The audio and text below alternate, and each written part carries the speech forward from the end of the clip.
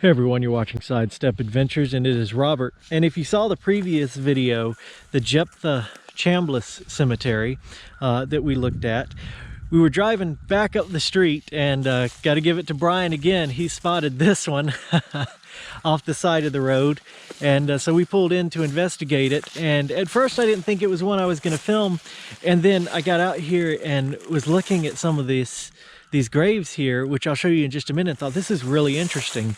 So a couple things before I read the newer marker. So we've encountered this twice today, that this marker right here is newer, is placed here somewhat recently, I would think, but we'll get to that in just a minute. First, I want to point out the flowers that were planted at this cemetery, who knows how long ago, and are coming back up in anticipation of spring. So I didn't see this when I first walked up to it or was coming to it from the road, but we're absolutely surrounded by graves right now. So we're going to go ahead and take a look at the new marker, and then we're going to visit some of these unmarked graves.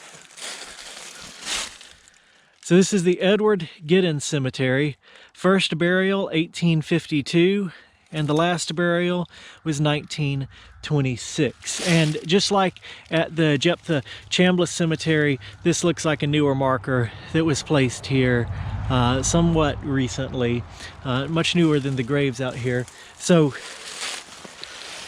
this is a grave, and there's a grave, and we're just surrounded by graves out here that are all unmarked, and we really have no idea who these people were. And I talked about the mystery of that in the last video that you saw, the video I uploaded just before this one, the Jephthah Chambliss Cemetery.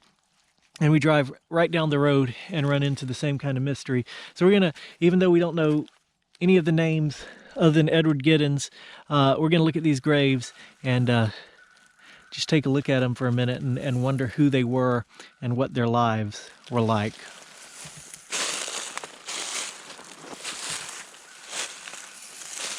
So here's one right here. It's just marked with fieldstone, no engraving or anything on it. And then there's probably the footstone for that fieldstone headstone right there. And there's another one right here. You can see the length of the grave marked by the two stones. And I looked kind of in the woods a little bit. I don't see any other graves or anything out there. There's an old fence right here, which I'll show you. At one time this place was probably fenced in.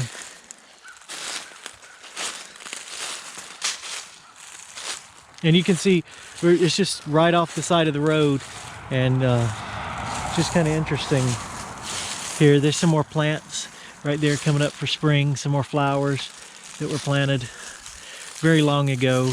So this is probably a child here. There's just probably several children here. You can see there's two stones marking a grave there, and they're really small, probably children. And then right there where Brian is standing, there's another one. There's what we would call the footstone, and what you would call a headstone right there.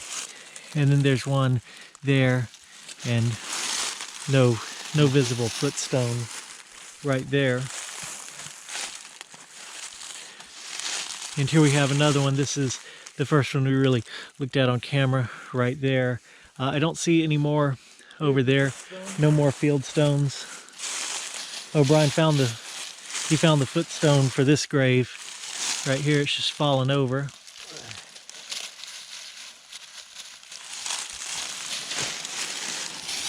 Fell over a long time ago too. It sure did. Yeah. And we'll just kind of uncover that a little bit. But that's pretty neat. And there's always such a mystery as to who these people were and what their lives were like. And kind of interesting, I guess none of them could afford a proper headstone back then. In some dusty courthouse somewhere, their names are probably maybe even drawn out on a grid, but other than that, no telling who these people were. Yeah. You might be able to research it. Of course, we just found this place, and that's generally how we film places. When we find them, we pull over, film them. And then the great thing is the people who watch this show, you guys are awesome. You're able to dig up information about these places, and I always appreciate seeing that. So I'll be interested to see if y'all can find anything else out about this place.